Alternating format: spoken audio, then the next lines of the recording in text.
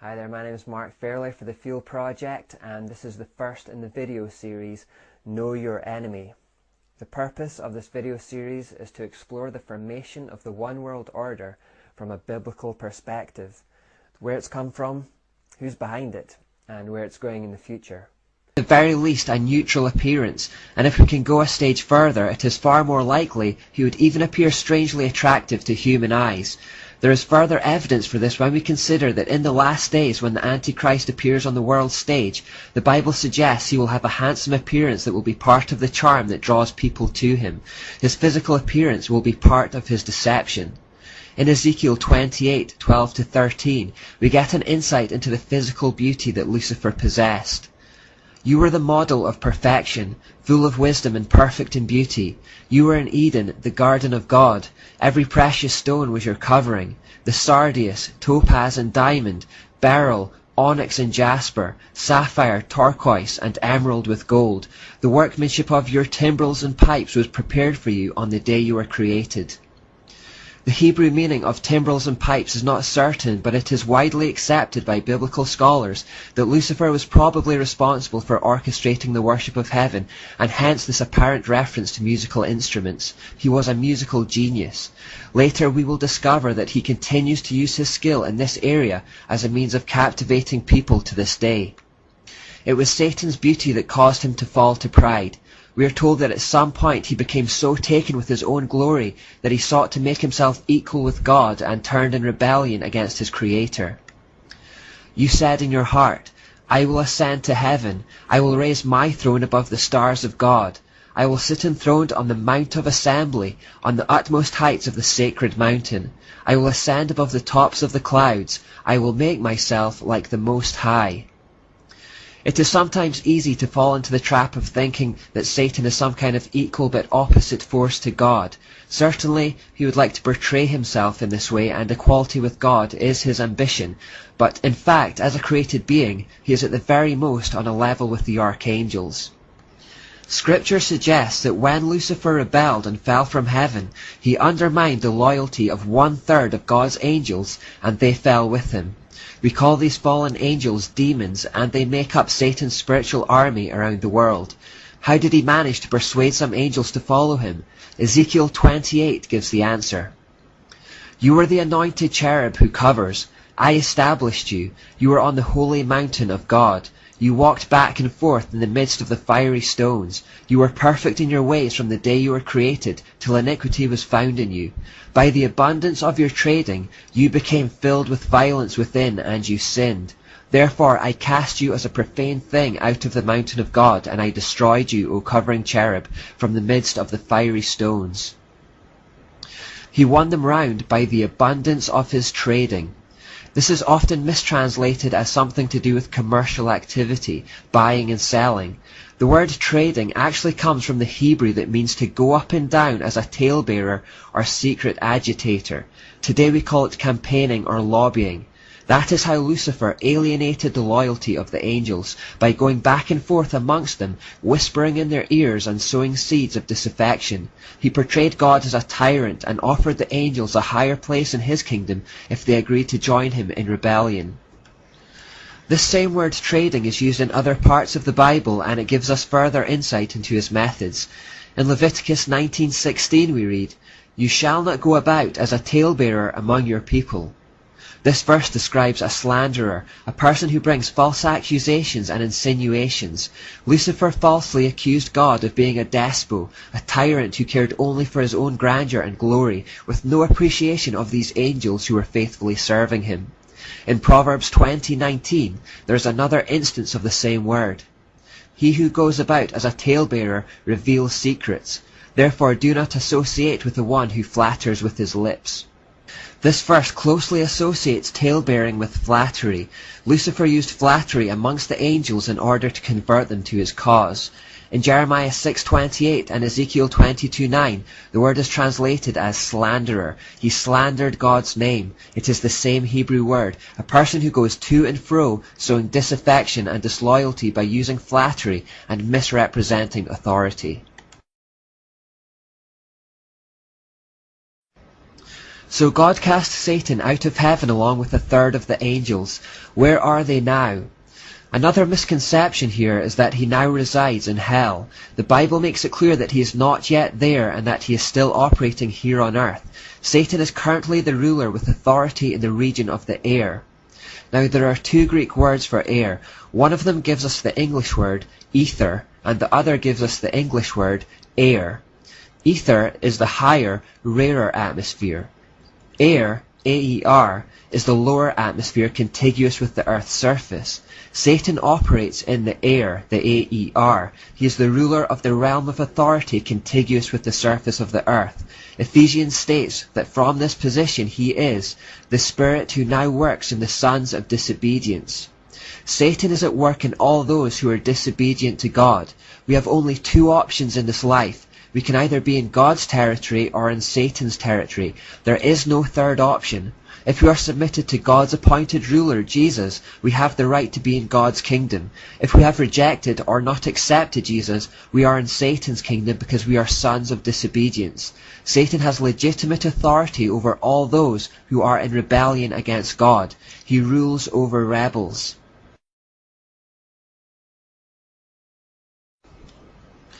That brings us to his influence with human beings. Since pride had been the root of Lucifer's rebellion, God's response was to make a different kind of creature, Adam or man. Man was made from the dust of the earth, but also in God's image. Therefore the lowest and the highest things were combined in him. The fallen Lucifer, now renamed Satan, had particular enmity against man for several reasons, but I just want to highlight a couple of them. Firstly, man visibly represented God to the rest of creation. He was made in God's image. Satan could not touch God himself, but he could make war against the very image of God within man. He delights in defiling that image, destroying it, humiliating it, and to that end he works tirelessly. A second reason is that man was destined to take Satan's place of dominion, and so from the moment of his creation, Satan saw him as a rival whom he needed to eliminate. Satan procured man's downfall through the same motivation that caused his own, the same motivation that he gave to the angels who fell with him and became his army of demons. The process is described in Genesis 3. In the form of the serpent, Satan came into the garden where God had placed Adam and Eve and tempted them into disobedience and rebellion. This is the record of that temptation and downfall. The serpent was the shrewdest of all the wild animals the Lord God had made. One day he asked the woman, "Did God really say you must not eat the fruit from any of the trees in the garden?" "Of course we may eat fruit from the trees in the garden," the woman replied. "It's only the fruit from the tree in the middle of the garden that we are not allowed to eat. God said you must not eat it or even touch it. If you do, you will die." "You won't die," the serpent replied to the woman. "God knows that your eyes will be opened as soon as you eat it, and you will be like God, knowing both good and evil." The woman was convinced. She saw that the tree was beautiful and its fruit looked delicious, and she wanted the wisdom it would give her. So she took some of the fruit and ate it. Then she gave some to her husband who was with her, and he ate it too. At that moment their eyes were opened, and they suddenly felt shame at their nakedness. So they sewed fig leaves together to cover themselves. Satan offered them equality with God, but notice how he promised it to them. He said Godhood could be attained through knowledge. It's incredibly important we notice that. In effect, he was saying, once you have knowledge, you won't need to depend on God any longer. Once you know what he knows, you'll be equal with him. This position of subjection and dependence that you're in isn't worthy of you. You're capable of a higher destiny. Reach up and reach out for knowledge that will set you free from the slavish dependence on your Creator. Become a God yourself. This flattery and deception caused man to fall. That which caused Satan's own fall, that which caused a third of the angels to fall, also caused man to fall. From this we should gather that this lie is powerful. The trading, the tale-bearing, the flattery, the slander actually works. As we'll discover, it's still bringing people down to this day. We should also gather from this that Satan has no new tricks, but that he doesn't need any. The old tricks keep working against those who don't have the knowledge of the truth to discern against the deception. Ezekiel 28 also gives us a picture of how Satan operates, and it's important we grasp this as it will underpin everything that follows. Ezekiel 28 is divided into two sections, each a lamentation or a pronouncement of woe. The first section centers on the prince of Tyre. The second is about the king of Tyre. On close inspection, we find that the prince of Tyre was a human being. It is clearly stated that he was a man, even though he claimed to be a god. On the other hand, it is equally obvious that the king of Tyre was no human being. His description is clearly that of Satan. And there's the insight. We have a human ruler, the prince of Tyre, and behind him in the unseen realm, we have the satanic ruler, the king of Tyre. The human ruler is not much more than a puppet who performs as the strings from the unseen realm dictate his moves. When you apply this idea to human history, the idea that there are spiritual beings behind the physical rulers and that the spiritual world actually dictates the physical world, history and politics take on a very different meaning. As we examine many of the so-called great and infamous men of history, we begin to see evidence of the strings that guided their movements. The Bible says, "For we wrestle not against flesh and blood, but against principalities, against powers, against the rulers of the darkness of this age, against spiritual hosts of wickedness in the heavenly places." In other words, our war is not with the princes of Tyre, the human beings, it is with the king of Tyre, the demonic rulers of the air. We are in a war against a very powerful and highly organized spiritual kingdom, which has rulers, sub-rulers, and sub-sub-rulers. Each ruler is responsible to Satan for a certain area under his authority. Satan has the whole world divided up into areas that he seeks to dominate through these demonic rulers. Nevertheless, there have been, are, and will be powerful human princes in this world that we should be aware of. These are merely puppets of Satan who deliberately and effectively work towards his ends. In 1 John 2:18 we read, "You have heard that the Antichrist is coming. Even now many Antichrists have come." This is a reference to occultists who knowingly or otherwise further Satan's agenda on the earth. We will discover more about them later.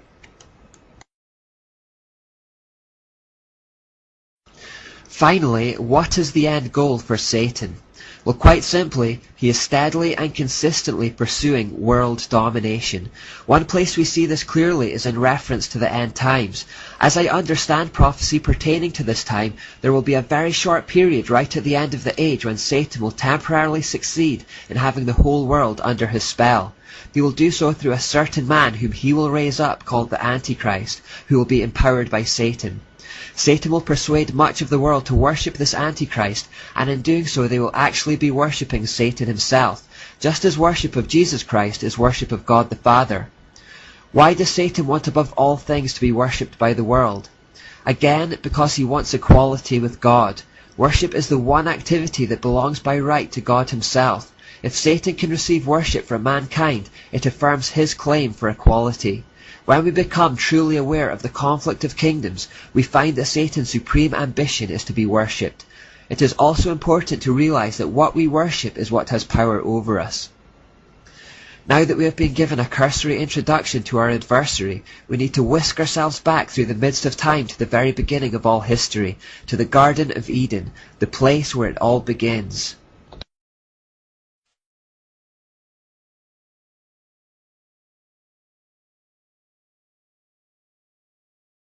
First of all, you may notice that the story of creation, the fall of man, and indeed the whole of Genesis is probably the most contentious book of the Bible, the one that is attacked most regularly and with the most venom. This is because Genesis, particularly chapters 1 to 11, is the foundation upon which the rest of the Bible is built. The creation story, the fall of man, Satan's role in it, and how the nations were birthed are fundamental to our understanding of the world we live in. This is why it is so unpopular with that fallen world. If it can be undermined or disproved in any way, the rest of the Bible would be discredited, just as a building would collapse without its secure foundation. However, what happened in the Garden of Eden has a very real impact on the world today. After Adam and Eve were tempted by Satan's offer to become as gods through secret knowledge, sin entered into the world, which became cursed with death. God pronounced several judgments on all concerned, curses that would affect all their descendants for the rest of time. He says to the serpent, "And I will put enmity between you and the woman, and between your offspring and hers. He will crush your head, and you will strike his heel." This is the first of hundreds of Old Testament prophecies that refer to Jesus Christ. God had already set in place a plan of redemption whereby the offspring of a human woman would crush the serpent's head but would be bruised in the process. Adam and Eve went on to have two sons called Cain and Abel. Cain killed his younger brother in a fit of jealousy and was thereafter banished from the Garden of Eden by God. The Garden of Eden, incidentally, is described by Scripture to have been located in the Tigris-Euphrates Valley, which would place it in the area we now refer to as Iraq. After his expulsion, Cain is noted to have set about becoming a builder of cities and is thereafter always associated with the evil one. The rebellion of Adam and Eve in the Garden of Eden marked the start of a severe decline into depravity and perversion for the world.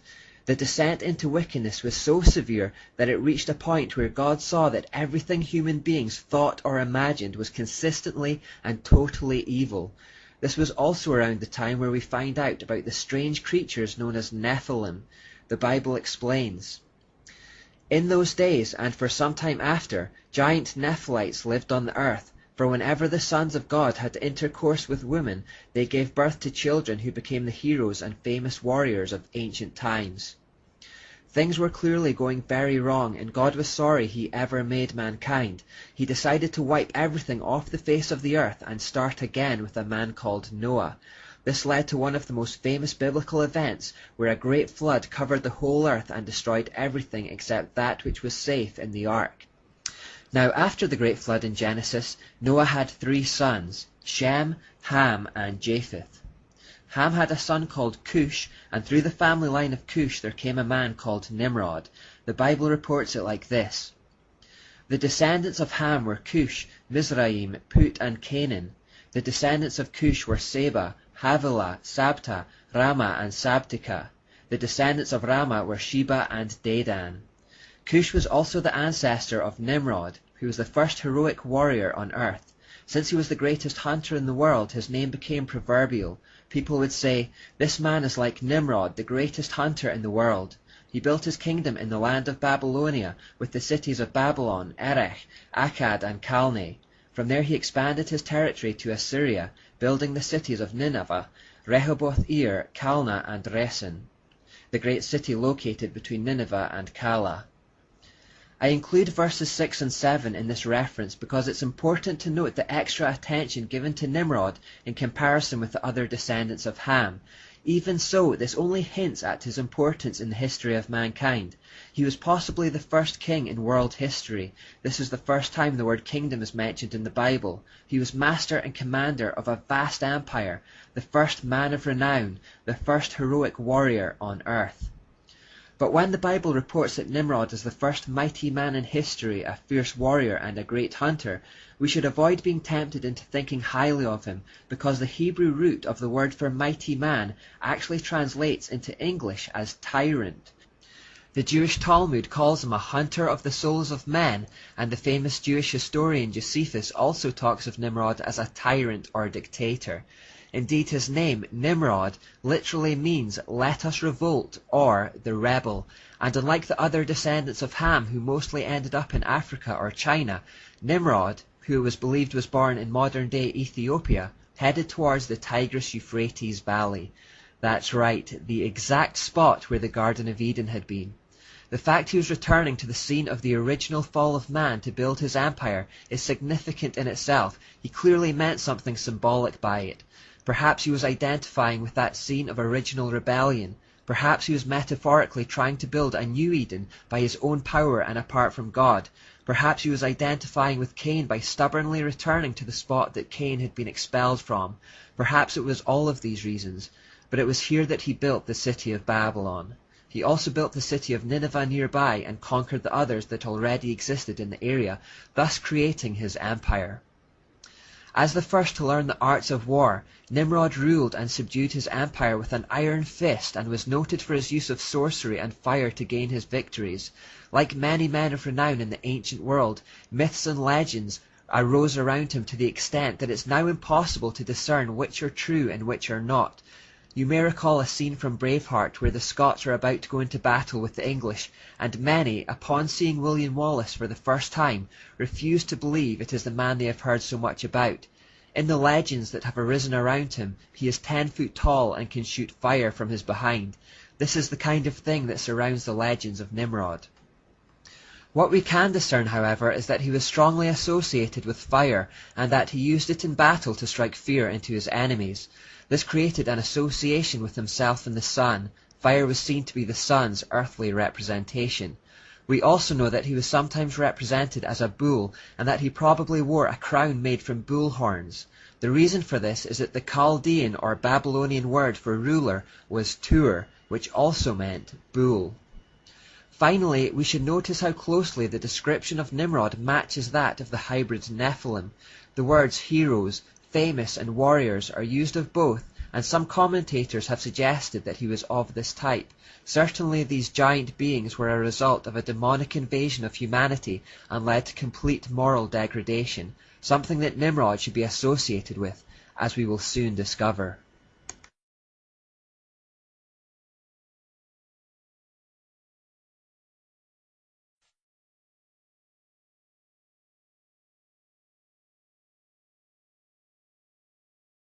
The city that Nimrod built was Babylon.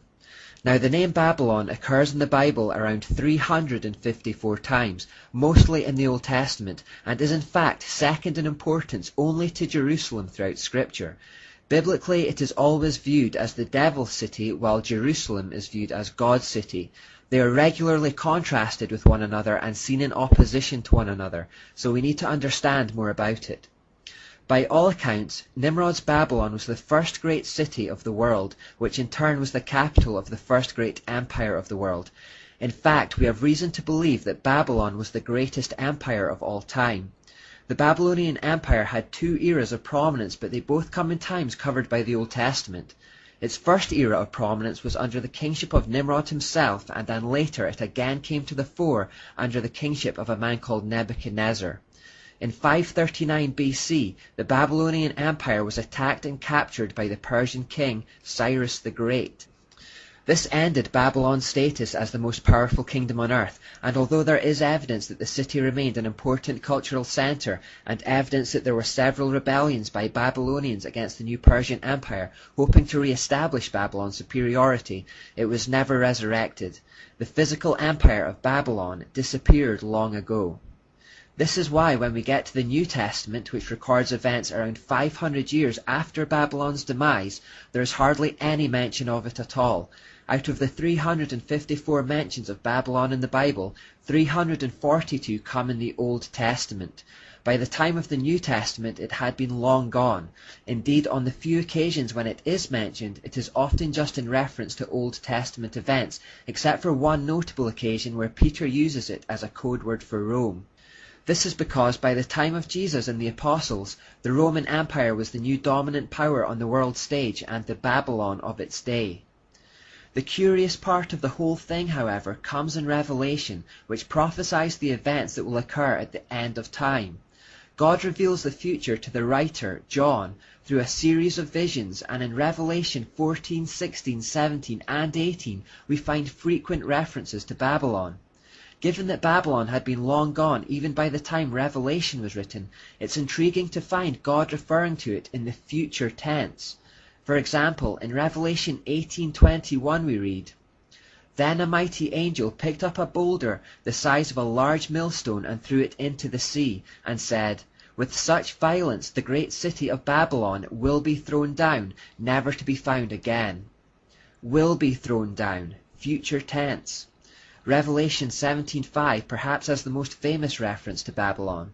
It says, "This title was written on her forehead, Mystery Babylon, the great mother of prostitutes and of the abominations of the earth." God's wrath and fury at Babylon is palpable in these passages. He is ready to crush it with such terminal violence that it will never again see the light of day or have any bearing on the world again. He calls it the source of the abominations of the earth. The language being used to describe it just couldn't be any stronger. In Revelation 16:19 we read, "God remembered Babylon the Great and gave her the cup filled with the wine of the fury of his wrath." Fury, wrath, violence. These are the words that describe a God filled with a terrifying and righteous anger. God utterly despises Babylon. But again, wasn't Babylon conquered over 500 years before Christ was even born? Revelation clearly and intriguingly shows that there is an element of Babylon that has survived until today and will survive until the end of time, something which is still influencing people, causing abominations, spiritual prostitution and adultery.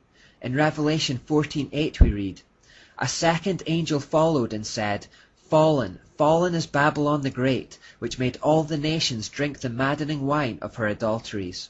In Revelation 18:2 we read, "With a mighty voice he shouted, 'Fallen, fallen is Babylon the Great. She has become a home for demons and a haunt for every evil spirit, a haunt for every unclean and detestable bird.'" Babylon will fall, but it has not yet fallen. You see, Babylon is more than just an ancient city. As the Bible so clearly outlines, it is the source or fountainhead of evil that began thousands of years ago and is flowing throughout the history of mankind, affecting us even today in ways we don't realize. It represents a satanic system of rebellion against God's plan of salvation that has never ceased to exist in one form or another. The practices, symbolism, and perverted thought processes that originated there are still with us today. It has adopted various guises over time, but the common threads are there to be uncovered. It is the source of all abominations of the earth. This study is largely about following those threads from Genesis to Revelation and covering everything in between, so that people might learn to recognize them, avoid deception, and be stirred into action against their spiritual enemy.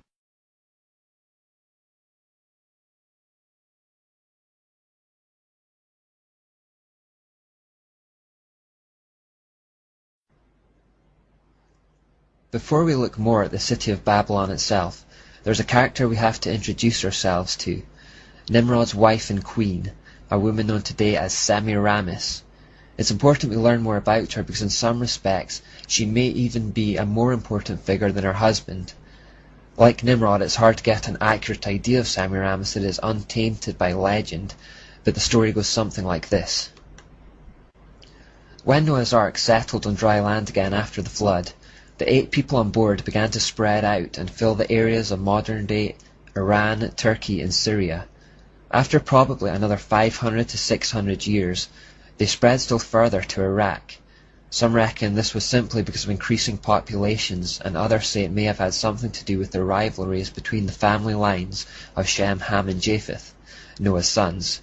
At any rate, modern archaeology confirms that the people who occupied these areas were of the same race and culture, and the most reliable research indicates that it was from this region that animal husbandry, agriculture, metalwork, and certification spread throughout the earth. On this point, science and scripture are agreed. The only difference is the timescales involved. The Bible clearly states that these elements of civilization existed in the pre-flood world, but due to the unbelief of science, they have created a mythical Stone Age, several millennia back in time to account for the evidence. It was in Iraq, or Mesopotamia as it was referred to then, that the first cities were built. There were 7 major ones in total, and the name Land of 7 Cities was often referred to in ancient mythology. These are the 7 cities cited in the Bible as being conquered by Nimrod to establish his empire. We can gather that he probably came up from Ethiopia with his army via the Gulf, on boats around 1,000 years after the flood. It was in the middle of the conquest of the area that Nimrod apparently met Semiramis. Tradition has it that she was a brothel keeper in the city of Erech. Although we don't know for certain that they met in that brothel, we can reasonably assume that their initial meeting was in quite unsavory and seedy circumstances. Nimrod made her his consort and his queen, but of course it wouldn't do to have an ex-prostitute as queen, so a story was invented that she was a virgin that had sprung from the sea when Nimrod came ashore on his conquest of the area. This no doubt gave her an air of mystique and intrigue. Indeed, her name, Semiramis, is actually a Greek form of the word Samur Amat, which means gift of the sea. Semiramis rose to a position of power on the basis of her relationship with Nimrod, but her influence eventually overwhelmingly obscured that of her husbands, both during their lifetimes and in the wider context of history. In appearance, she was noted for her blonde hair and for her beauty, but also for her gross immorality and licentiousness. No surprise given her professional background in the sex industry. Along with Nimrod, she helped rule the newly created empire of Babylon.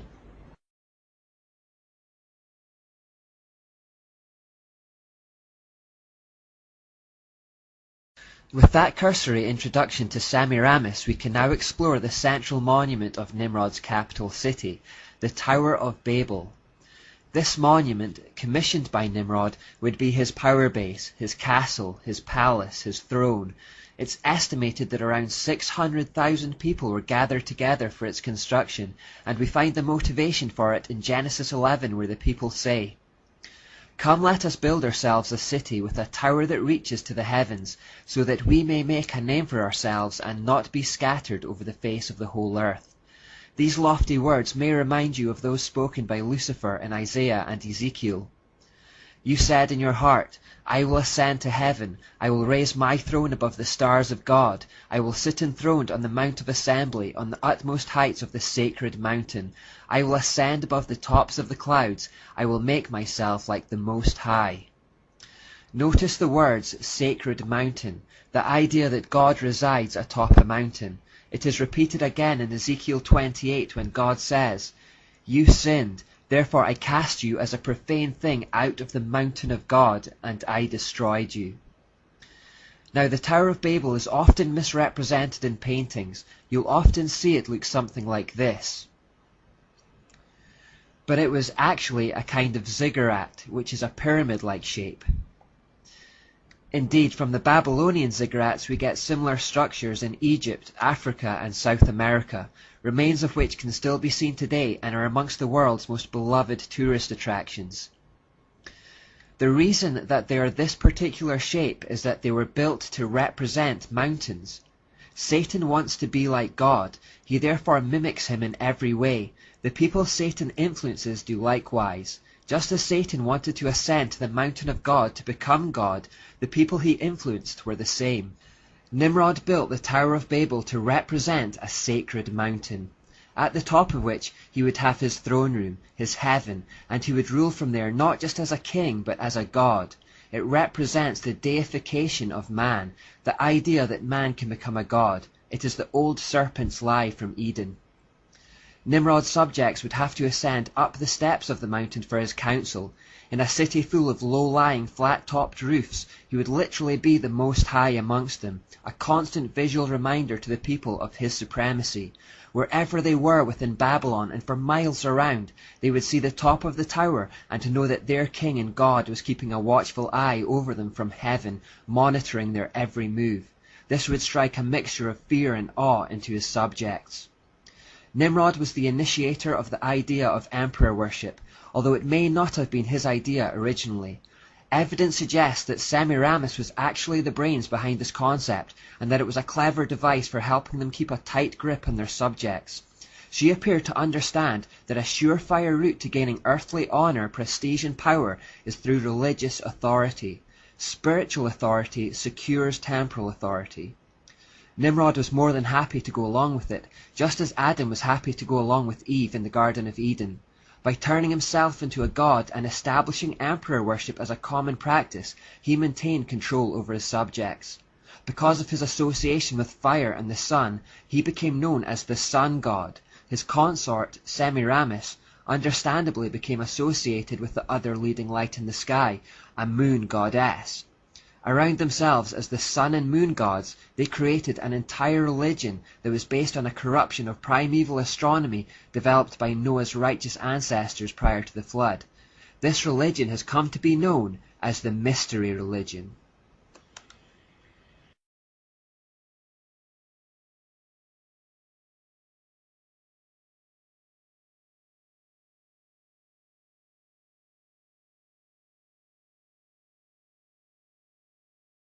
When we understand that the Tower of Babel was to represent a sacred mountain with a heaven at the top, new light is shed on Genesis 11:4, which to remind you reads, "Come, let us build ourselves a city with a tower that reaches to the heavens, so that we may make a name for ourselves and not be scattered over the face of the whole earth." When the Bible describes the Tower of Babel as reaching to the heavens, this is often misconstrued as being a reference only to its physical height. The tower would undoubtedly have been the tallest building in the world at that point, but the Babylonians were not attempting to build some kind of structure that would literally reach into outer space. The Bible is simply confirming that it was a temple dedicated to the worship of Nimrod and Semiramis as part of a new satanic religious system. The temple or throne room at the peak of the tower may have been adorned with depictions of the zodiac, but we're talking about a metaphorical heaven rather than a physical one. It was heaven only inasmuch as it was the mountain where the gods of Nimrod and Semiramis sat. Many lesser ziggurats were built in the area and were given names like Temple of the Foundation of Heaven and Earth, or Temple which links heaven and earth, or Temple of the Stairway to Pure Heaven. And if that phrase made you think of a Led Zeppelin song, you're on the right track, but we'll get to that later. The Tower of Babel is also the origin of a symbol that almost everyone will be familiar with, particularly in the United States. This is called the all-seeing eye, and it stems from the idea in Babylon that King Nimrod, from his lofty vantage point in heaven, was keeping a watchful eye over everyone. This would strike a mixture of awe and terror into the citizens.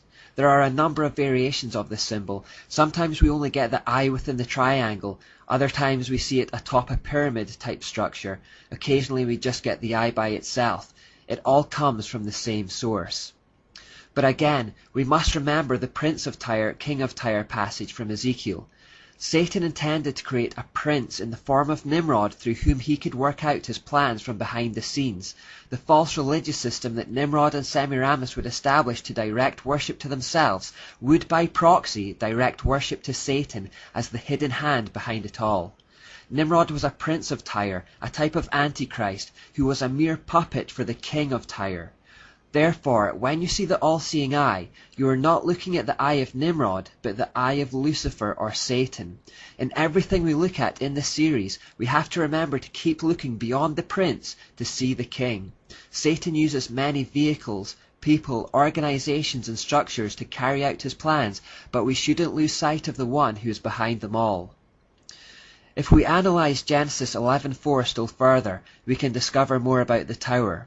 Again it says, "Come, let us build ourselves a city, with a tower that reaches to the heavens, so that we may make a name for ourselves, and not be scattered over the face of the whole earth." The first word they say to each other is "come," and this establishes a unity between them. There was a coordination in what they were doing. It was carefully planned and considered, and the project was undertaken in the full knowledge of what it represented. When they say "come" to one another, they are coming together for 4 things. Number 1, to build a city. Number 2, to build a religious temple. Number 3, to glorify themselves or to establish their name or reputation. And number 4, to stop themselves being scattered over the earth. We have already established that the city of Babylon was Nimrod's secular act of defiance against God, a kingdom of man, by man, and for man's glory. We have also already seen that the location is especially significant, as it was built on or near the location of the Garden of Eden, signifying an attempt to return there to create a new Eden, a new humanistic or satanic paradise, separate from God. We have also already established that the tower was a religious temple built in the shape of a sacred mountain from where Nimrod could rule his domain. This brings us to point 3, their intention to make a name for themselves. The English translation again partially masks the true meaning of these words. According to Roger Christopherson, the Hebrew text, "Let us make a great name," reads, "Let us provide our own salvation." In other words, people were attempting to work their way to salvation independently of God. This is the mark of every false religion, the idea that you can provide for or work your way towards glory by your own efforts. Christianity is the only religion whose adherents realize their need for a Savior and their total dependence on Him for salvation. Fourthly and finally, we also read that they were trying to stop from being scattered over the earth. This may appear to be a harmless desire that we should feel sympathy towards, but remember that God's original command to Adam and Eve, which he had reiterated to Noah after the flood, was to multiply and fill the earth. I believe God at least partly gave this command because spreading and diversifying would militate against what Satan was trying to achieve, unity under his false religious system. When the people chose to come together in one location under one system of governance, that was itself an act of rebellion against God, especially since that location was back at Eden, from where man had been expelled. We now need to explore the Babylonian religion of the Tower in a little more depth.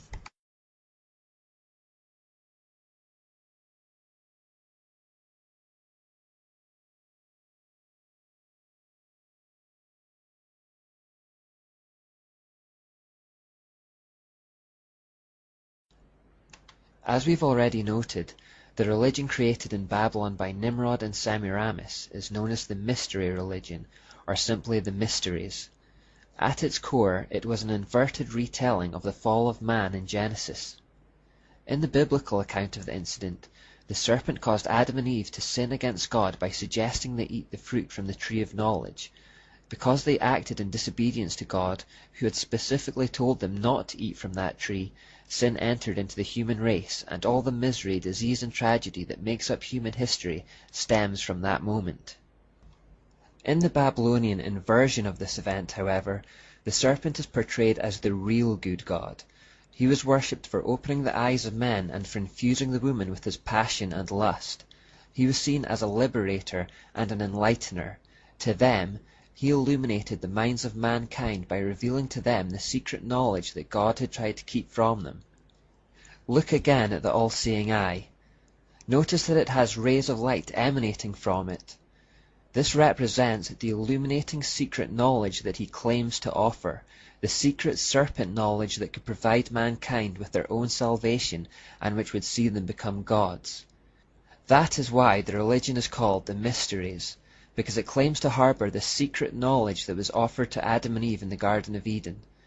In the Mysteries, the true God of Abraham, Isaac, and Jacob, Yahweh, was portrayed as a wrathful deity of hate who was guilty of opposing freedom of choice.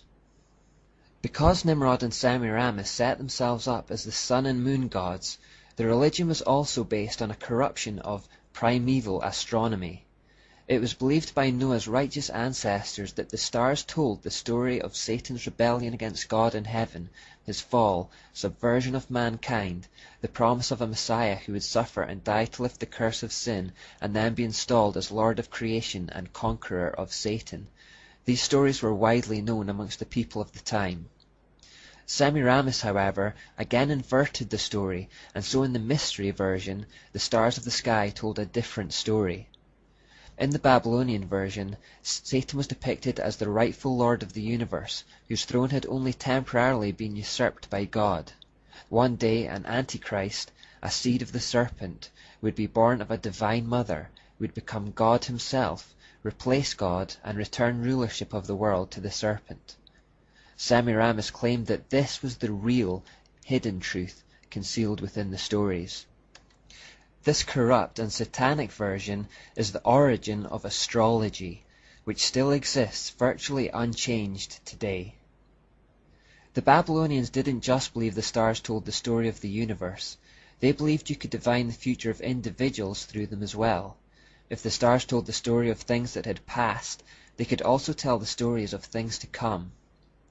They would therefore divide the sky into sections and give meanings to each section on the basis of the stars that are found there.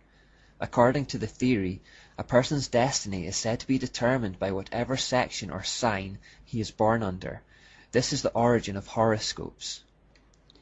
In times to come, astrology would pass to the empire of ancient Egypt, which is the place we most associate with pyramids today.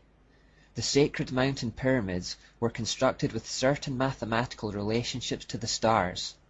The Sphinx also has astrological significance. It has the head of a woman, symbolizing Virgo, the Virgin, and the body of a lion, symbolizing Leo. Virgo is the first sign of the zodiac, and Leo is the last, so the Sphinx, which literally means joining in Greek, is the meeting point of the zodiac, indicating that the Egyptian priests believed Egypt was the center of the universe. By the time Moses led the Jews out of Egypt in Exodus, Astrology had also infected the population in Canaan, which was the land that they were headed towards.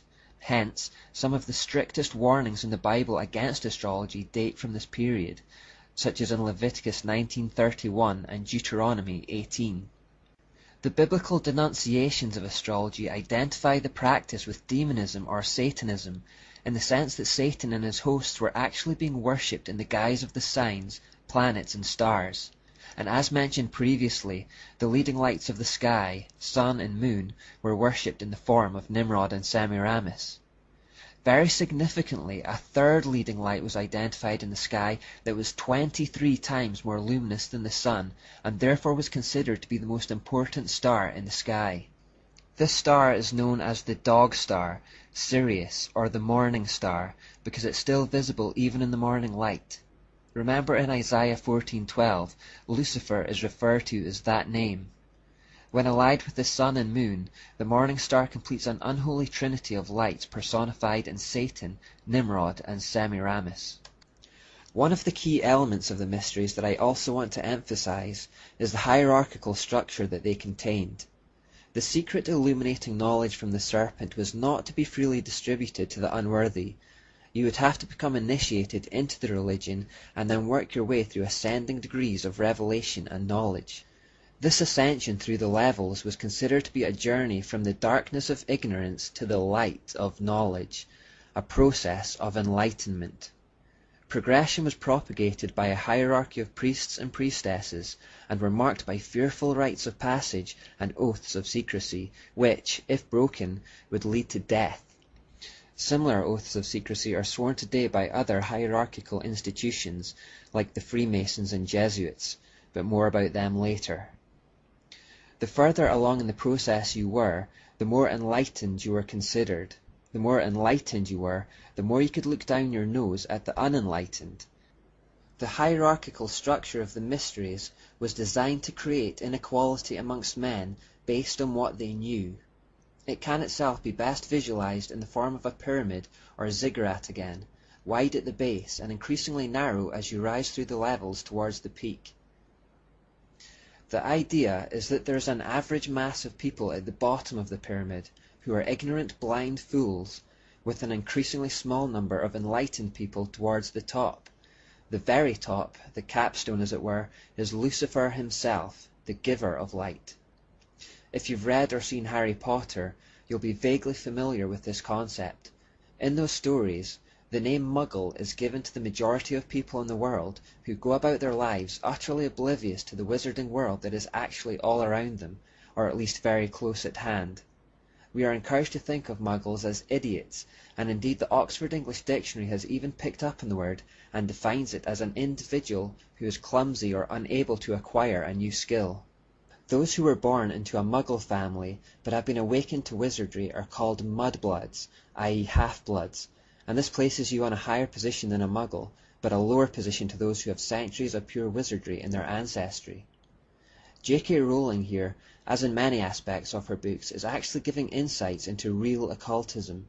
The word occult means hidden or concealed, and it is the modern name by which the ideas of the mysteries have come to be known today. When you have people involved in the occult, the information, knowledge and power that they are trying to tap into is the exact same as that serpent knowledge which originated in Babylon. The idea of occultism retains the concept that there are a powerful, enlightened or illuminated few at the top who see things as they really are, and the rest are kept in the dark, mere ignorant fools. The enlightened few consider the average mass of people to be almost subhuman, like cattle, who deserve to be led like cattle and treated like cattle. This knowledge hierarchy is replicated in almost all occult societies today, like Freemasonry for example, and it fulfills an important function of allowing Satan to pervert by small degrees. Those at the lower levels of Freemasonry have absolutely no idea of what they are actually involved in. It is only as they slowly rise through the degrees that they have the true information revealed to them.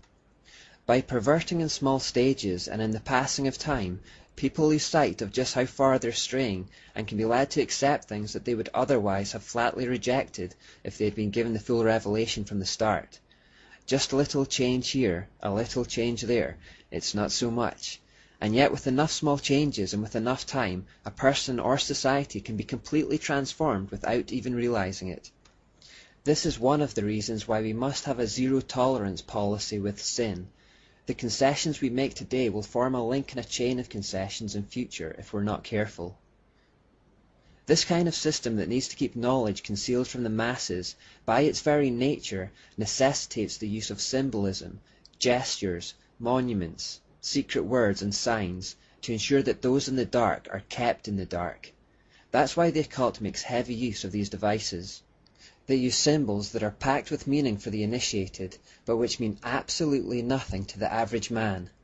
By using symbols, information can be communicated by being hidden in plain sight.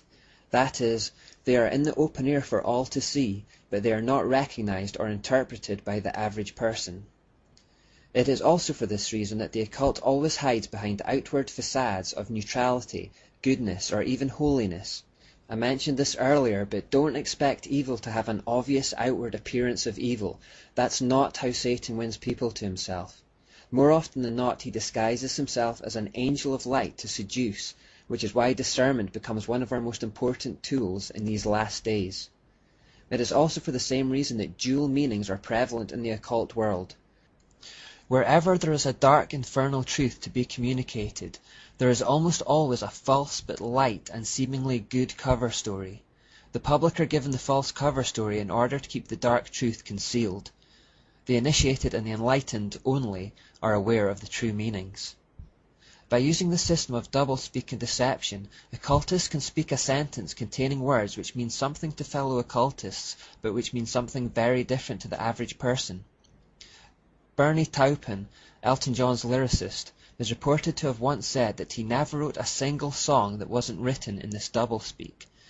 The average listener hears Elton John's lyrics and either doesn't discern a message at all or thinks they discern a light and wholesome one, while in reality they are telling quite a different message to the initiated.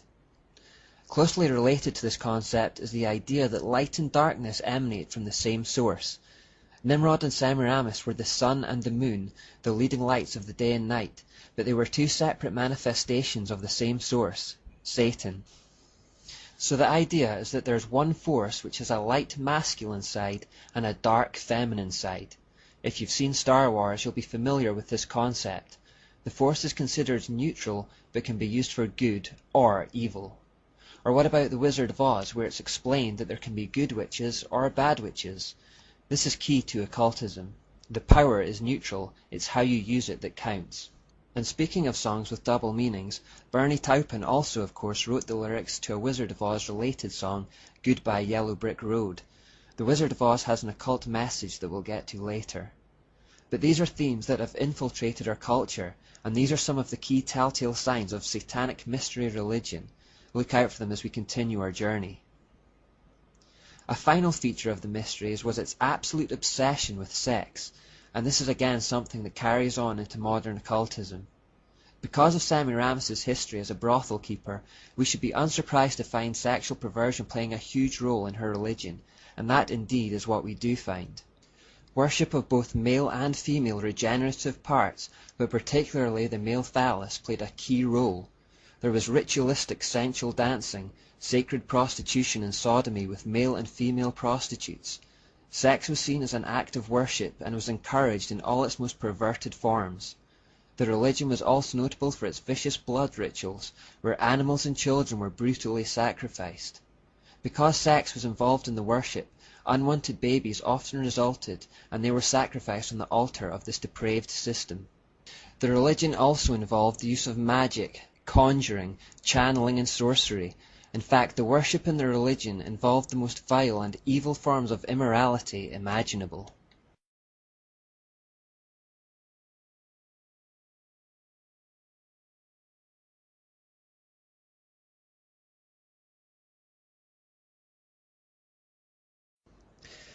Now in the end we know that Nimrod met a violent and untimely death, but there are contrasting stories as to why and how it happened.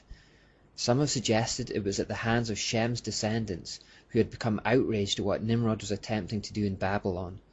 Others suggest it was an act of rebellion by a band of his subjects. The most intriguing and most shocking version of events, however, is that he was killed by Semiramis, his wife. Nimrod was by all accounts a brilliant tactician, but it seems he made a fatal flaw in allowing Semiramis to retain control over the religion, because it was the religion that was the true source of power behind his rule. Through it, she won the hearts and minds of the people, and she used it to her advantage when a schism developed between herself and Nimrod. She had become pregnant with an illegitimate son. When Nimrod heard about this, he threatened to dethrone her and expose her true origins as a prostitute, but Semiramis retaliated by devising a plot to overthrow him and retain power for herself. The story goes that she had the priests kill him on her behalf at an annual New Year feast. The Babylonian people were then given a cover story to explain his death, and when she eventually gave birth to her illegitimate son, she further claimed to the people that he was an immaculately conceived reincarnation of Nimrod. She called him Tammuz, and presented him as the seed of the woman mentioned back in Genesis 3, the Messiah. We know that this verse really refers to Jesus Christ, and so Tammuz was the first Christ imposture, the first Antichrist. Semiramis's rule in the aftermath of this event appeared to be rather shaky, and because of the increased threat to her safety, she took to building walls, towers, and gates around the city of Babylon to defend herself. She was actually the first to build fortifications of this type, and therefore became so associated with this concept that in later times she was often depicted with a crown of turrets. To secure her position, she increasingly emphasized her position as the Mother of God and the Queen of Heaven. In other words, she continued to use religious motivation to keep power. As Tammuz grew up and reached maturity, he began demanding to be installed as the new king. Not only did Semiramis refuse this, but seeing that he was becoming a threat to her rule, concocted a plan to have him disposed of in the same manner she disposed of Nimrod. Tammuz, however, caught wind of her scheme and ran her through with a sword before she had the chance to implement it. He then purged the priesthood of all who wouldn't swear allegiance to him to consolidate his position within the religion. This ended Semiramis's 102-year rule. It did not, however, end her relevance. After death, Nimrod continued to be worshipped as the sun god. After Semiramis's death, she continued to be worshipped as the moon goddess, and they continued to be represented by the leading lights of the sky.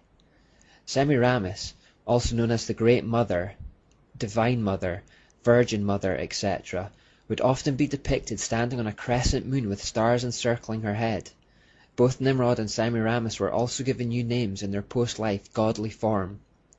Nimrod was confirmed by the priests of the religion as a god called Marduk, and Semiramis was confirmed as a goddess called Astarte. These names, however, were never revealed to the masses, but instead their attributes were set forth under pseudonyms of various gods constructed for the public interest.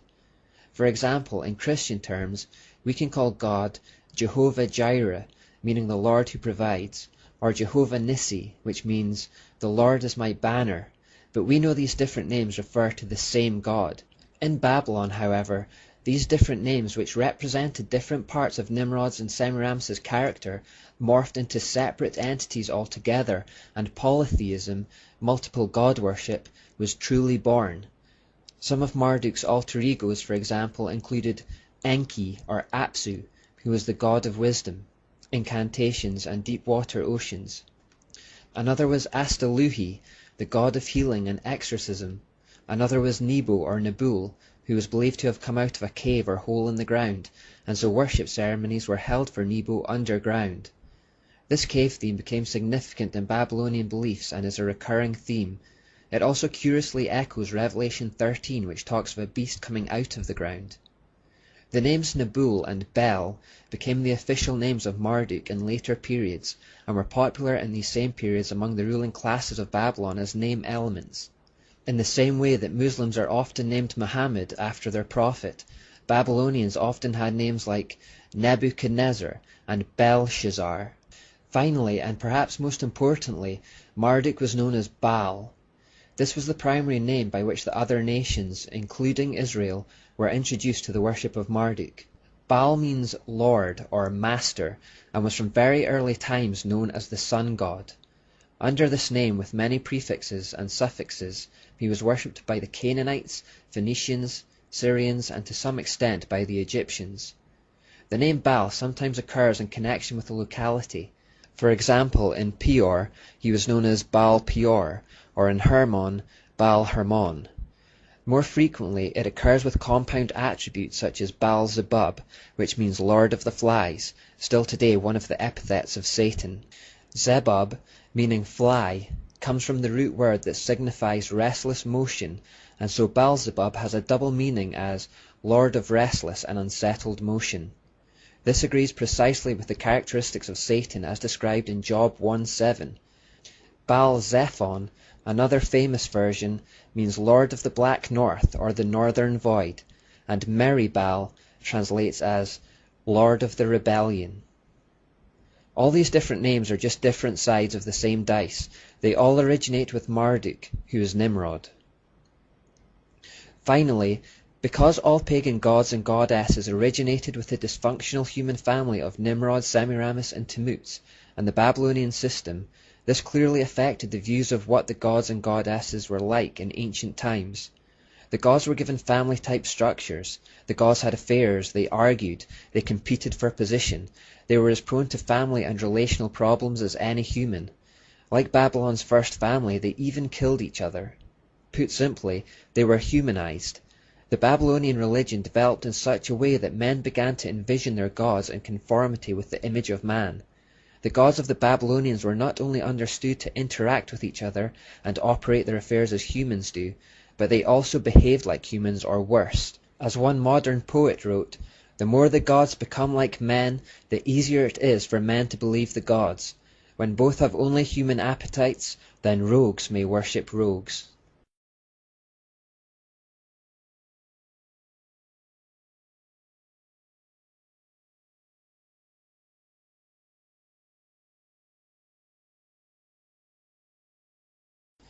When sinful perversion and wickedness took hold of the world the first time, God sent a flood to wipe the slate clean and start it again. However, our study so far has shown that within just a few generations of the flood waters receding, wickedness was already re-establishing itself in the world, with Babylon at its epicenter. It seems that as long as people are unified and left to their own devices, the result will always be a swift descent into degradation, the natural state of the unreformed human heart. God had already promised not to reset the world with a flood again, and even if he did, it would only be a few generations before he would need to do it again. C.S. Lewis put this well in Mere Christianity. What Satan put into the heads of our remote ancestors was the idea that they could be like gods, could set up on their own as if they had created themselves, be their own masters, invent some sort of happiness for themselves outside of God, apart from God. And out of that hopeless attempt has come nearly all that we call human history. Money, poverty, ambition, war, prostitution, empires, classes, slavery. The long terrible story of man trying to find something other than God which will make him happy. The reason why it can never succeed is this. God invented us as a man invents an engine. A car is made to run on gasoline, and it would not run on anything else. Now God designed the human machine to run on himself. He himself is the fuel our spirits were designed to burn, or the food our spirits were designed to feed on. There is no other. That is why it is just no good asking God to make us happy in our own way without bothering about religion. God cannot give us a happiness and a peace apart from himself, because it is not there. There is no such thing. That is the key to history. Terrific energy is expended, civilizations are built up, excellent institutions devised, but each time something goes wrong. Some fatal flaw always brings the selfish and cruel people to the top, and it all slides back into misery and ruin. In fact, the machine conks. It seems to start up all right and runs a few yards, and then it breaks down. They are trying to run it on the wrong juice. That is what Satan has done to us humans. To solve this problem, instead of wiping everything out and starting again every few generations, God had a far more subtle but long-lasting solution, so long-lasting that it is only now, in the 21st century, that mankind is getting close to reversing it. He said, Come, let's go down and confuse the people with different languages, then they won't be able to understand each other. The key to confounding the building of the Tower of Babel and the satanic agenda that it represented was to confuse their language, thus inhibiting them from working together.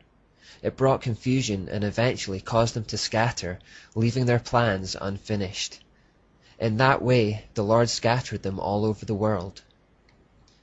Babel literally translates as confusion, and it is the word through which we get Babel in English.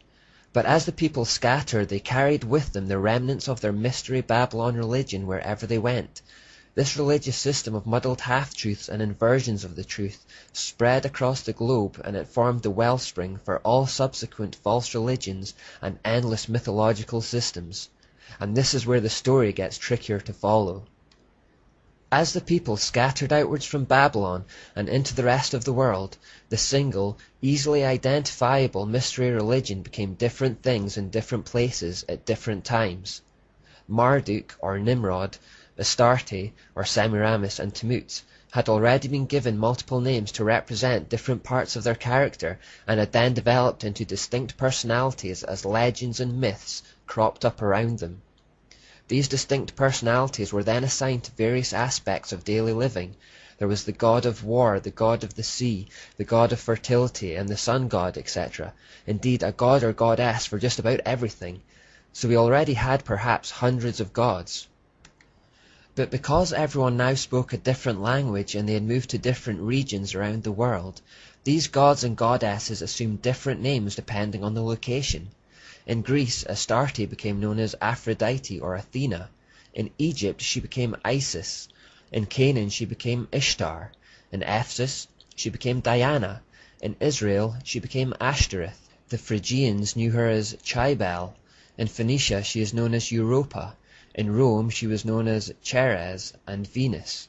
As the goddess of Thelema, she is Nuit, Tanuit, or Anuit. In India, she became Kali. So the gods multiplied and hundreds became thousands. It's estimated that there are around 5,000 different names altogether for the goddess stemming from Semiramis alone. As I read those names, some of them will have rang a bell, while others will be more obscure. Names like Aphrodite and Venus are still widely known. Others like Demeter and Cybele are now mostly unheard of. Or on the male side, you will have heard of Apollo, Mars, Achilles, or Poseidon, but may perhaps be less familiar with Nebo or Nebul. The names that are still well known tend to be the Greek or Roman forms, mainly because they had such great empires, and as a result their mythologies were most widely spread, written about, and preserved. So well preserved that they are still household names. There are shaving products named after Venus. We had a NASA rocket ship called Apollo. We've had movies like Troy starring Brad Pitt as Achilles, in which some of these muddled half-truth stories and legends of heroes are depicted. The name Europa has even become the name of a whole continent, but they all go back to just 3 people from Babylon: Nimrod, Semiramis, and Tammuz. You can see the common threads if you look for them. You will see recurring titles such as Queen of Heaven, the Great Mother, Mother Goddess, or even Mother Nature. You will see how it is just one woman under different names, and that she has existed in all cultures and civilizations throughout history. You'll also see how all those ancient mythologies contained family relationships and feuds, very often culminating in murder and incest. You'll see the recurring theme of mother and child cults that began with Semiramis and Tammuz. You'll see these threads uniting even major religions of today like Hinduism, Islam, Buddhism, Sikhism, and Catholicism. You'll discover in fact that all false religions sprang from the mystery Babylon religion, and that is why they have these commonalities. Keeping track of all the routes the Babylonian religious system took, however, is impossible and also unnecessary. We don't need to do an in-depth analysis of how the mysteries became Hinduism in India or Buddhism in the Far East, for example. We only need to focus on a few threads, namely how the mystery spread from the Middle East into Europe. The key point at this stage, however, is to understand that all mythological systems and false religion and gods and goddesses can be traced back to just 3 people in Babylon, and behind their mystery religion is Satan himself.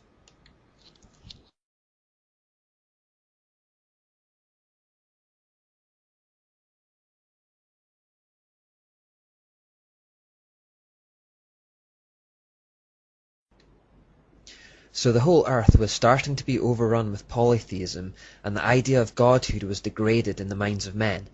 Time for some good news. God didn't just sit back and let the whole thing spiral out of control. Instead, he set in motion a plan to reveal himself to the world. And just as the beginning of the world began with one man in Adam, and the beginning of the post-flood world began in one man through Noah, the beginning of this plan of redemption began with another solitary figure called Abraham.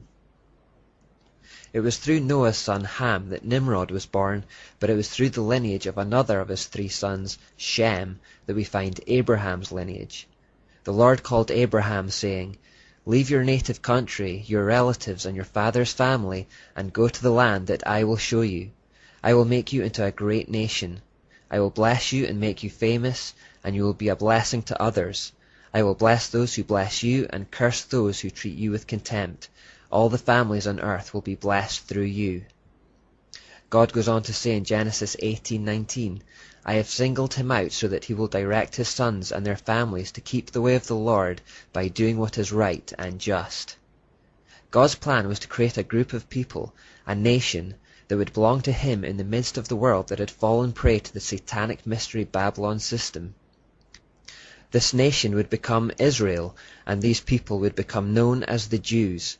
And through this single group, he would execute his stunning plan for the redemption of the world. He would reveal himself to them so that he could reveal himself through them to the rest of the world. The Old Testament is the story of how God revealed himself to them. It's the story of God introducing himself to his people, teaching them his character, what he wants from them, how they should think of him and refer to him.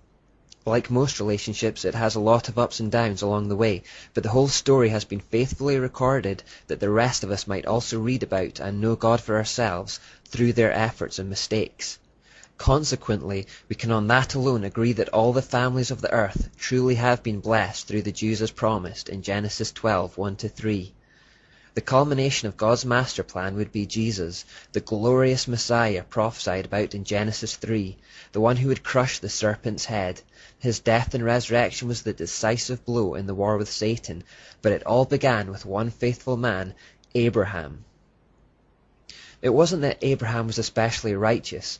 In fact, he had a pagan background like most other people, but God can use anyone for his purposes. In fact, inadequacy almost helps because it causes men to rely on God when they might otherwise be tempted to rely on themselves. Abraham received the promise that he would be the beginning of a great nation when he was already around 75 years old. Sarah was barren and they were childless. Humanly speaking, what God was promising was impossible. Abraham's faith faltered as he just couldn't see how it would be possible for him to become the father of any child, let alone one that would be so important. Sarah suggested that they could force the issue in their own strength, without God, by having a son with their Egyptian slave girl Hagar instead. Abraham did this, and the son was called Ishmael. However, this child that had come about from their own human efforts was not the one God had promised. Instead, even later in life, Sarah eventually miraculously conceived. This child of the promise was called Isaac, and it was through him that the Jewish nation came to be. Isaac then had a son called Jacob, and this is why God is thereafter regularly referred to as the God of Abraham, Isaac, and Jacob. They are following this lineage to make it distinct from the lineage that came from his other son, Ishmael. However, because Ishmael was also a child of Abraham, God promised that he would turn him into a great nation too. Ishmael is the first of the people group we now know as the Arabs. God said, "Isaac is the son through whom your descendants will be counted, but I will also make a nation of the descendants of Hagar's son, because he is your son too."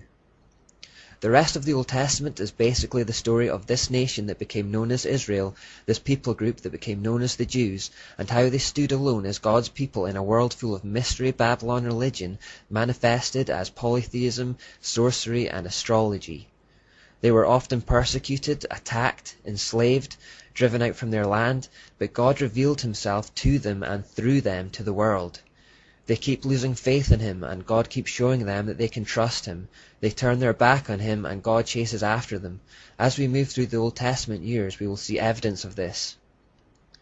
Incidentally, the fact that Isaac replaced the firstborn Ishmael as the favored son is a spiritual root for the Arabs' hatred of the Jews. As descendants of Ishmael, the Islamic world retains the same bitterness and animosity toward Israel as Ishmael had towards Isaac. As we fast forward from Abraham past Isaac and past Jacob, we get to Jacob's son Joseph, and you will no doubt know his famous story. The youngest brother in the family, he was beaten and sold into slavery by his older brothers. Many years of slavery, false accusation, and imprisonment later, he ended up in Egypt, where he becomes second in command to Pharaoh, the Egyptian prime minister. He was later reconciled with his brothers, and the whole family moved to Egypt to be with him there. It is while there in Egypt that the Jewish people really began to multiply. The Bible describes it like this: "These are the names of the sons of Israel who went to Egypt with Jacob, each with his family: Reuben, Simeon, Levi and Judah, Issachar, Zebulun and Benjamin, Dan and Naphtali, Gad and Asher. The descendants of Jacob numbered 70 in all. Joseph was already in Egypt." Now Joseph and all his brothers and all that generation died, but the Israelites were fruitful and multiplied greatly and became exceedingly numerous, so that the land was filled with them. So just 70 went to Egypt, but before long they were multiplying and filling the land. After some 400 years of multiplication, the memory of Joseph and that generation disappeared, and the Egyptian Pharaoh began to fear that the Jews were becoming too numerous. He regarded them as a threat to national security, and imagined that if they were ever to make war against their hosts, it would cause a big problem. From this paranoia, he decided to oppress them with forced labor, with the idea of keeping the numbers down. However, they continued to multiply and prosper even under these terms, to such a degree that Pharaoh took more drastic action, enslaving them and subjugating them under Egyptian rule. Again, to try and keep their numbers down, he commanded that all Jewish boys be killed the moment they are born. At this point, God stepped in by calling Moses to lead his people out of Egypt, through the desert, and into the freedom of a promised land flowing with milk and honey. Pharaoh, as you'll know, dug his heels in and refused to let God's people go. In response to this stubbornness, God sent 10 plagues. Now, lest you think we're getting off track here, it's important to realize that these plagues were not arbitrary. They were in fact direct attacks on the false gods that had originated in Babylon.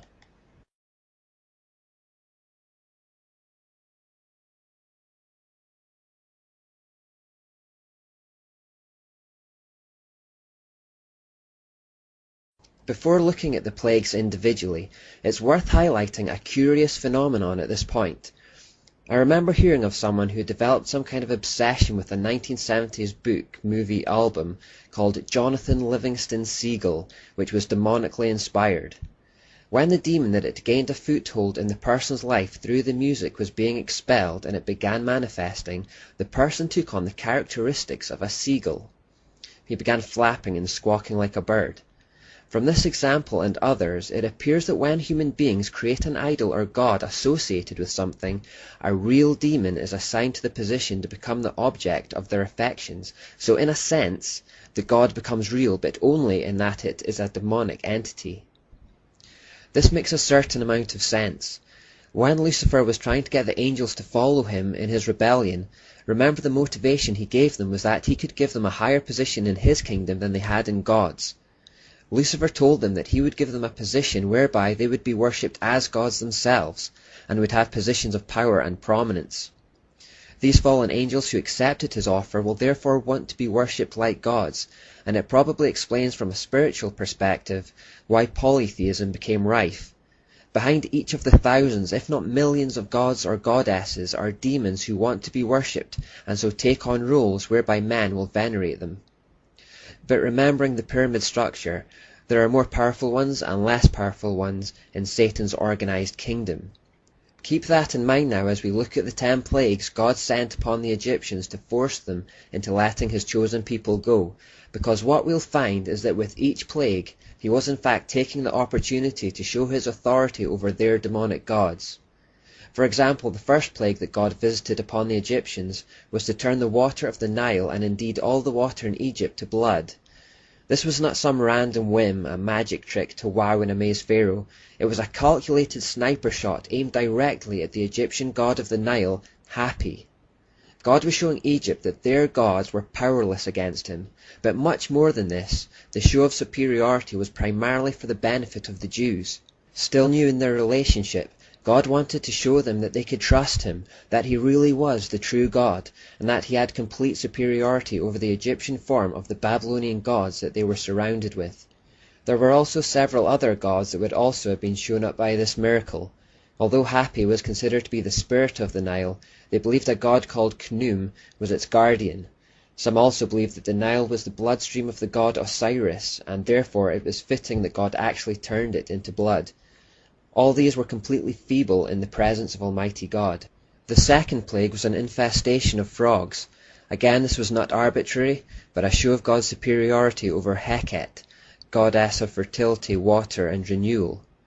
The third plague was lice from the dust of the earth, and this was God's show of superiority over the Egyptian god Geb, god of the earth. The fourth plague was swarms, most probably of flies, and this was God's show of superiority over the Egyptian god Khepri. He had the head of a fly and was the god of creation, movement of the sun, and rebirth. The fifth plague was the death of cattle and livestock. This was God's show of superiority over the Egyptian goddess Hathor. Hathor was originally worshipped in the form of a cow, and she was later represented as a woman with the head of a cow and then finally with just a human head. She was the symbolic mother of Pharaoh. The sixth plague was boils and sores, and this was God's show of superiority over Isis. Isis is the goddess of medicine and peace. It would also have been an affront to Imhotep, Serapis, and Thoth, the gods of knowledge, healing, intelligence, and medical learning. Notice how Isis is depicted with a tower on her head, like the crown Semiramis wore. This is because Isis was the direct Egyptian equivalent. The seventh plague was hail, and this was God's show of superiority over the Egyptian goddess of the sky, Nut. It was also an affront to Shu, the wind god, and Horus, the hawk-headed sky god. Isis and Seth supposedly protected the crops, but the burned fields were a testimony to their impotence in the face of Almighty God. The eighth plague was locusts sent from the sky. This was primarily God's show of superiority over the god of crops, Seth. It was also an affront to Nepri, the god of grain, Ermutet, the goddess of childbirth and crops, Isis once more, and Thermuthis, the goddess of fertility and harvest. The ninth plague was 3 days of complete darkness. This was God's show of superiority over the sun god Ra. Once again, the various other Egyptian gods were powerless as well. Notice the serpent around the sun in this picture. You may have noticed that Egyptian pharaohs also wore headpieces with serpents at the front. Finally, the 10th plague sent by God was the death of all the firstborn sons. God says in Exodus 12:12 that this plague was a plague of judgment on all the gods of Egypt, and would show their total inability to protect their subjects from the hands of Almighty God. In the face of unparalleled tragedy, all the gods of Egypt were silent. Meshkenet, the goddess who presided at the birth of children, Min, the god of procreation, Isis, the goddess of fertility, Selket, the guardian of life, Renenutet, the cobra goddess and guardian of Pharaoh. It was also an attack on the god that was considered to be the greatest of them all in Egypt, Pharaoh himself. It should also be remembered that this plague was the exact thing Pharaoh had tried to do to the Jewish people. He had commanded that all Jewish males be killed the moment they are born, and so God turned that back upon the Egyptians. The curse Pharaoh pronounced on the Jews bounced back upon himself. This is a common thing with God. The evil people intend to do to the Jews, God turns back on them, thus fulfilling the promise that he had given to Abraham that he would bless those that bless Israel and curse those who cursed them. The number 10 represents completeness in pagan numerology, and so these plagues combined indicated the completeness of God's power over these false, demonic gods and goddesses. God isn't done showing his supremacy over idols, by the way. In Revelation we read that at the end of time, when the 6th seal is opened, the sun turned black like sackcloth made of goat hair, the whole moon turned blood red, and the stars in the sky fell to earth. So at the end of time, God will show his supremacy over the sun, the moon, and the stars, which would be a symbolic picture of his supremacy over Baal as the sun god, Asherah as the moon goddess, and the multitudes of smaller demonic gods in the form of the stars. As far as our study goes, you can forget all the names for the Egyptian gods we've just been reading about, but remember Osiris, Isis, and Horus. These are the primary Egyptian forms of the Babylonian trinity, Baal, Asherah, and Tammuz.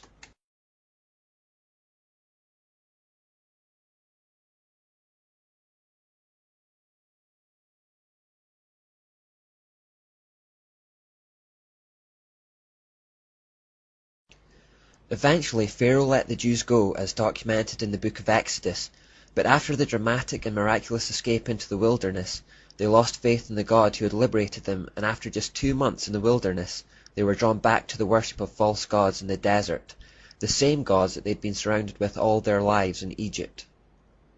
While Moses was at the top of Mount Sinai receiving the 10 Commandments from God, the people at the foot of the mountain began to wonder if he was ever coming down again. They lost faith and demanded that new gods be made to show them the way. They built a golden calf and claimed that this was the God that had led them out of slavery. Now, why a golden calf? Well, remember that Nimrod was represented by a bull and had a crown of bull horns because the Chaldean word for ruler also meant bull. Thus a bull was chosen to symbolize Nimrod in his worship, and gold was chosen because gold was a depiction of the color of the sun. Incidentally, have you ever wondered why Satan is often depicted with bull horns coming out of his head? And have you ever wondered why Hindus regard bulls as sacred? It seems random, doesn't it? But now you know. Look for the threads, connect the dots, and you'll always end up back at Babylon. With your understanding of Babylon from the series so far, you should begin to see connections you hadn't seen before. Following after the abominable patterns of worship set by Nimrod and Semiramis, which included sexual rituals and fornication, Moses returned from the mountain to find the Israelites defiling themselves by reveling in this kind of behavior. They defiled themselves in every sense by worshipping the satanic god, allowing idols into their camp, and in the depraved acts they perpetrated in his name. Now we have already seen examples of the cancerous spread of wickedness in the world, and the same was threatening to happen amongst God's chosen people here. Moses had to take swift action to purge the camp. A little yeast is quick to infect the whole batch, and the Jews simply had to be kept holy. They were absolutely vital to God's master plan of salvation for the world. If they too were lost to paganism, there was no hope for mankind. The whole world would be doomed to hellish misery and destruction. If the Jews did not survive as a righteous people devoted to God, then there would be no people group through whom Jesus could be born. The Messiah, who was destined to die on a cross for the sins of the world, overcoming death and Satan in the process, to free mankind from the yoke of slavery it was currently under, could not come. The Bible that tells us about those events would never have been written, meaning we would be without hope. The very existence of hope, life and liberty hinged on what happened to the Jews. It was that important. Moses made a tough decision. He asked all those who were on the Lord's side to come to him. They were then told to strap on their swords and kill those who weren't. Around 3,000 died that day. This incident is used by modern atheists to portray God as a bloodthirsty monster, unworthy of worship. But if those 3,000 hadn't died, and the Jews had turned to paganism and Jesus hadn't come, I doubt if there would even be a world today. And if there was, it would be hell on earth. Satan would be running amok, and there would be nothing but wickedness, depravity, pain, and misery. We only have to look in further detail at some of the practices associated with the ancient gods to get an idea. For example, take Molech, who was the form of Marduk or Nimrod worshipped by the Ammonites. We read in Leviticus that part of their rituals involved child sacrifice and cannibalism. God warned Moses about this repeatedly. Do not give any of your children to be sacrificed, to be passed through the fire to Molech, for you must not profane the name of your God. I am the Lord. Human sacrifices and fire were part of Nimrod's worship from the very earliest days, of course, because fire was seen to be the earthly representation of the sun. Later, in Jeremiah 32:35, we read, They built high places for Baal in the valley of Ben Hinnom to sacrifice their sons and daughters, causing them to pass through fire to Molech, though I never commanded, nor did it enter my mind that they should do such a detestable thing and so make Judah sin. In the same way God's priests in the tabernacle used the meat of the animal sacrifices for food, so the priests of Baal did also eat of their human sacrifices. In fact, this is where we get the word cannibal from. The Chaldean Kana-Baal means priest of Baal. Don't let anyone attempt to portray God as a murderous villain slaughtering innocent women and children. We are talking about the defeat of depravity from the pit of hell. People who sacrificed their own children and ate their flesh. The camp had to be kept holy, a concept our world understands little about. We should also see in this episode the burning hatred God has for sin, and remember how vital it is for us to remain righteous in His sight today. Because of Jesus, there is now no need for bloodshed when we sin, and this has perhaps diminished our understanding of its severity. We should remember, however, that the punishment for sin is as severe today as it always has been. It's just that Jesus already spilled His blood so that we don't have to. When we sin, we deserve death just as much as those Israelites who turned away from God. Thank Jesus He has taken the punishment on our behalf. Perhaps as further punishment for that generation, perhaps to build character, perhaps to continue the purging process, and perhaps because we develop a deeper relationship with God in times of trial, almost certainly a mixture of all four of these, God decided to keep them in the desert for 40 more years. God needed to get these people to trust Him and to build a relationship with Him, and the wilderness, a place where they had to rely on Him even for food and water, served that purpose. One final thing I'd like to highlight about the desert years. Notice how God chose to reveal Himself to Moses. He chose to reveal Himself at the top of Mount Sinai, a mountain. Remember that Babylonian ziggurats were built to represent mountains, and the apexes were said to be where the gods lived. Remember, this is as a result of Satan's desire to be the Most High. Because all ancient mythologies and false religions stem from Babylon, you'll find parallels of this in many cultures. Mount Olympus, for example, is famously where the Greek gods were supposed to have lived. The fact that God revealed Himself to Moses at the top of a mountain clearly echoes this idea. It is likely God did this so the Israelites could understand what was going on when Moses ascended Sinai. They were used to the idea that deities lived at the top of mountains.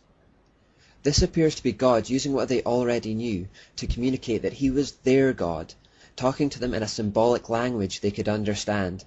And since ziggurats were built by man to glorify man, and their gods were said to reside there, God was showing His superiority again by revealing Himself atop a mountain that He'd made, a real one, and on ground that was so much higher than any ziggurat.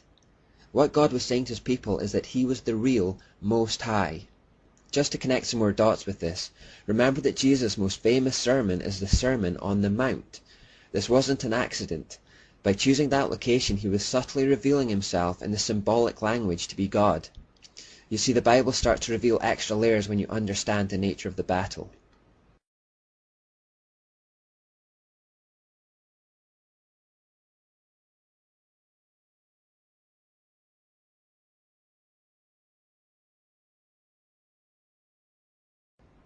When the Israelites eventually did reach the Promised Land, the first thing they were commanded by God to do was to destroy all the altars and images that had been set up there by pagan tribes to honor Baal and Asherah.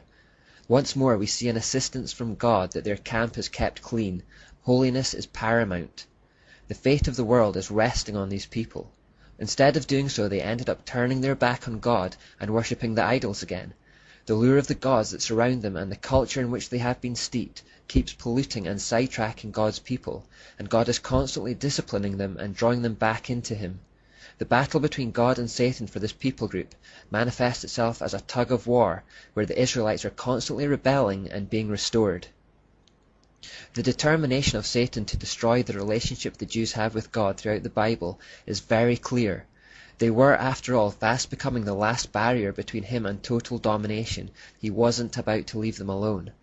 And at this point I want to introduce you to an absolutely vital point which will develop in the following parts. I call it Satan's Plan A and Plan B, and it crops up constantly, so we really need to get a hold of it.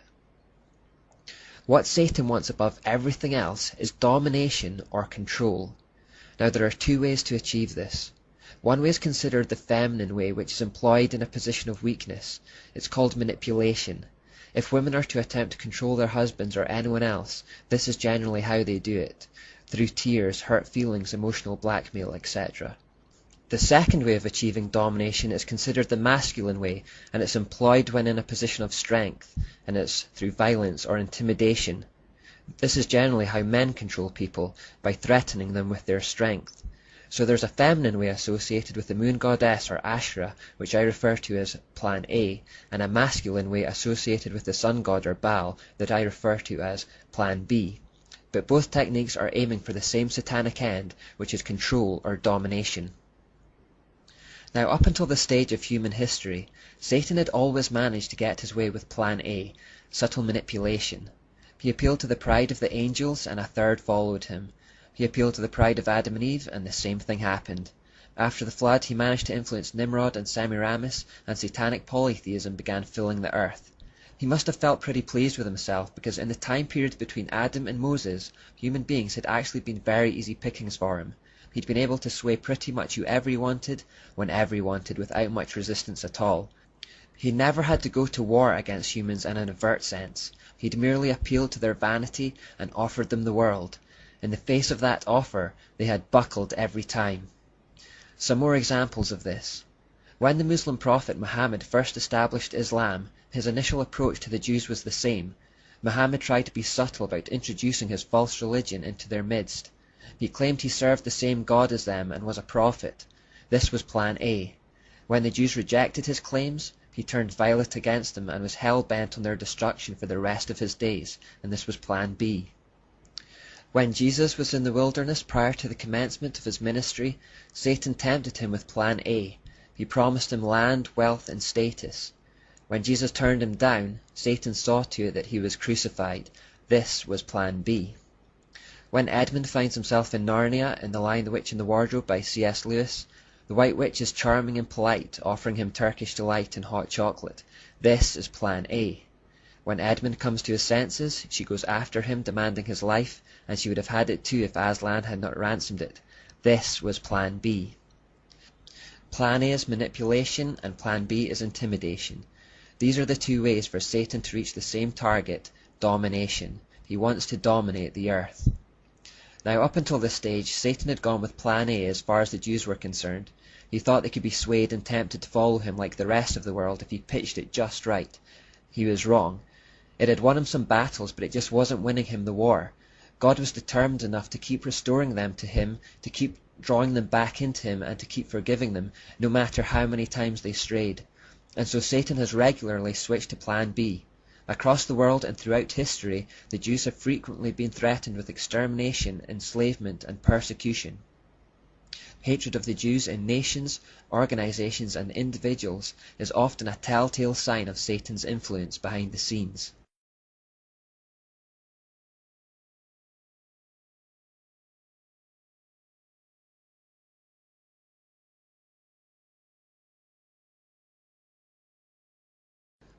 Immediately after Israel was established in the promised land of Canaan, it was governed by a system of judges, and God was considered to be their supreme ruler or king. But by the time of 1 Samuel, the people started to demand a human king in order to be like the other nations around them.